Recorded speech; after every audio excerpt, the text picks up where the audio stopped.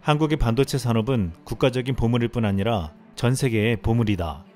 최근 제이슨 매텐이 미국 대통령 기술안보보좌관은 18일 한 세미나에서 최첨단 반도체를 생산하는 곳은 지구상에서 한국과 대만 단 두 곳뿐이다라며 이렇게 말했습니다. 앞으로 코로나 이후 4차 산업에서 반도체가 더욱 중요해질 것으로 전망되면서 한국의 반도체 산업이 얼마나 소중하고 대단한지를 평가하는 말이었습니다.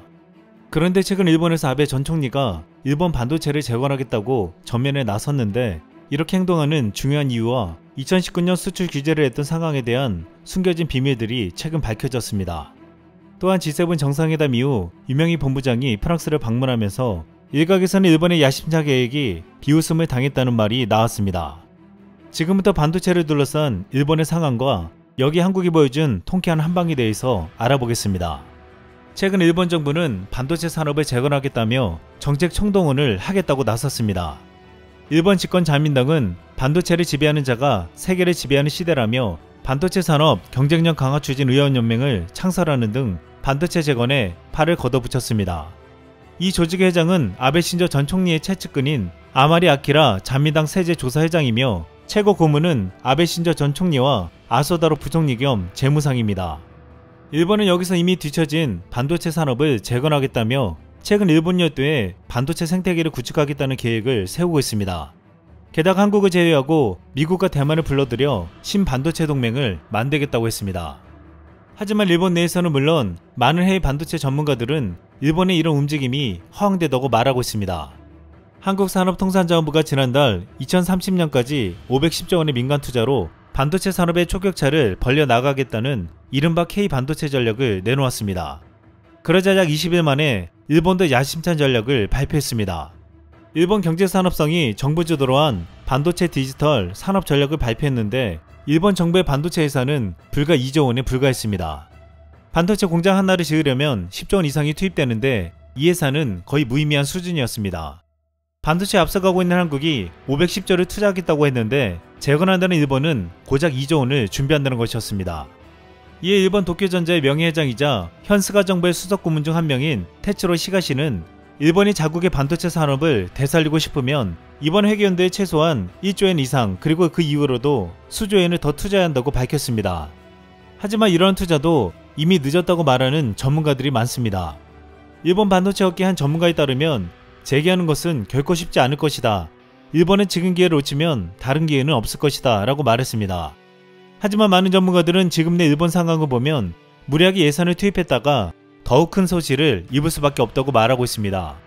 우선 일본 내에서는 반도체가 가장 많이 사용되는 곳이 스마트폰, PC 등인데 소니 등 휴대폰 제조업체들이 글로벌 시장에서 자체를 감춰가는 상황에서 반도체를 사줄 큰 고객이 일본 내에는 없다는 것입니다. 또한 반도체 산업은 고비용 산업으로 전기요금, 임금 등 일본 사회 고비용 구조에 과연 채산성이 나오겠냐고 했습니다. 더욱 일본에는 미국 인텔 같은 대규모 설계사도 없고 설계, 파운드리, 패키징 등 전 영역에 걸쳐 첨단 기술을 확보하기 위해서는 막대한 투자가 필요하지만 지금 일본은 투자를 망설이고 있습니다. 이 때문에 최근 일본판 이코노미스트지에 오노 도시히코 이노테크 회장은 뼈아픈 말을 남겼습니다. 일본 국내 파운드리 구상은 가장 어리석은 짓이다. 과거 2000년대 일본 국내 파운드리 구상이 추진된 바 있으나 히타치 제작소, 도시바 등이 각자 갖고 있던 설계 자산을 내놓지 않아 무산됐다. 아사히신문도 경제산업상이 전략을 발표한 다음 날 많은 전문가들이 일본의 시스템 반도체 생산기술 지체를 만회하는 게 불가능하다고 보고 있다라고 보도했습니다. 또한 일본의 손을 잡겠다는 미국은 지금 한국의 손을 잡으려 하고 있습니다. 미국은 중국의 반도체 산업에 맞서 2조 2,500억 달러, 하나로 약 2,547조 원이라는 천문학적인 인프라 투자 계획을 세웠습니다. 그리고 미국은 공급망 보고서에서 미국의 약점인 생산 경쟁력 부족으로 한국을 74차례나 거론했습니다. 미세 공정을 높은 수율로 양산하는 공정 운영 능력은 삼성전자, SK하이닉스가 버티고 있는 한국이 미국보다 우세하기에 한국과 협력이 필수적이라는 것입니다.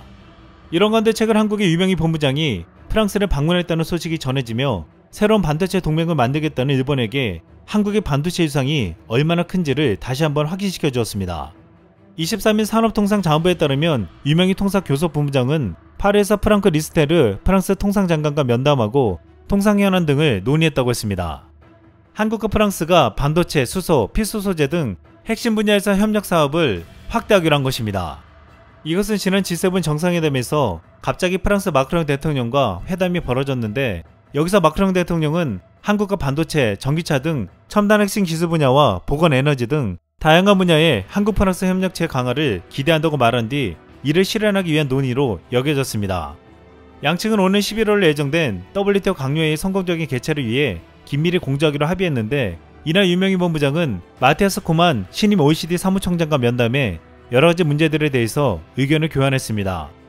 여기서 유 본부장은 OECD 내 아시아 태평양 지역의 중요성이 부각되고 있음을 환영하고, 사무국 직원 구성에 있어서도 다양성을 고려해 한국인 채용을 보다 확대해줄 것을 요청하기도 했습니다. 이번에 유명희 본부장은 WTO 사무총장 선거에서 사퇴했지만 국제사회에서 영향력은 실제로 아주 큰 것으로 알려져 있습니다. 한국이 이렇게 미국과 프랑스 등 유럽 국가들과 반도체 협력을 강화하는 동안 일본뿐만 아니라 애타는 나라가 또 있습니다. 바로 중국입니다. 미국과 반도체 시장에서 패권 싸움을 벌이고 있는 중국도 최근 우수한 기술력을 갖고 있는 한국 기업과 협력을 강화하겠다고 나서고 있습니다. 하지만 한국은 미국이 주도하고 있는 반도체 연합체에 들어갈 것으로 보이면서 중국은 소외되는 상황이 되고 있습니다. 최근 아베 전 총리는 일본 반도체 부활을 외치며 자민당의 반도체 사령탑으로 복귀했습니다. 이들은 2019년 한국의 반도체 소재 수출 규제를 하면서 다른 한편으로 대만의 TSMC를 향해 부의 손짓을 하는 사실이 최근에야 밝혀졌습니다. 아시다시피 일본은 한국에게 반도체 소재를 수출 규제했지만 아무런 효과를 보지 못했습니다. 한국에서는 일본의 수출 규제 후 빠르게 국산화를 이뤄냈는데, 최근에는 삼성 SDI가 반도체 포토 레지스터 개발에 착수한다고 보도되었습니다. 그런데 이렇게 극우색채를 지닌 아베를 대표하는 일본 세력이 반도체 굴기에 목숨을 거는 아주 중요한 이유가 있습니다. 앞으로 반도체가 첨단 군사 장비에 필수적으로 쓰인다는 것입니다. 실제로 우리나라를 비롯해 미국과 중국 각국 정부들은 자국의 반도체 산업을 살리기 위해 투자를 아끼지 않고 있는데, 대부분 군사 시스템의 기본 부품을 확보하는 것에 초점을 맞추고 있습니다. 특히 GPS까지 장착하는 등 갈수록 정밀해지는 첨단 무기에 수많은 반도체가 들어가는데, 반도체 능력이 첨단 무기의 성능을 좌우하는 시대가 된 것입니다. 어쩌면 현무포 미사일보다 반도체가 미래에 한국의 국방력에 가장 강력한 무기일 수 있다고 말하고 있습니다. 이 때문에 지금 일본은 이미 몰락한 반도체 산업을 부활시키려 안간힘을 쓰고 있으며, 이를 도쿄올림픽 이후 재집권하여 전쟁을 할 수 있는 나라로 가기 위한 발판을 마련하겠다는 것입니다. 이번 도쿄올림픽에 앞서 일본 방위성 홍보 영상에 독도를 국제적 문제지역으로 표기해서 우리 정부가 항의하자 일본은 오히려 영어와 프랑스어 자막을 추가하고 표현 수위도 한층 높였습니다. 도쿄올림픽을 기점으로 국제사회의 독도를 분쟁지역으로 인식시키려는 의도를 명확하게 드러낸 것입니다. 이에 우리 정부는 강하게 항의했고, 여기에는 북한도 분노를 표출하며 일본의 의도를 적나라하게 표현했습니다.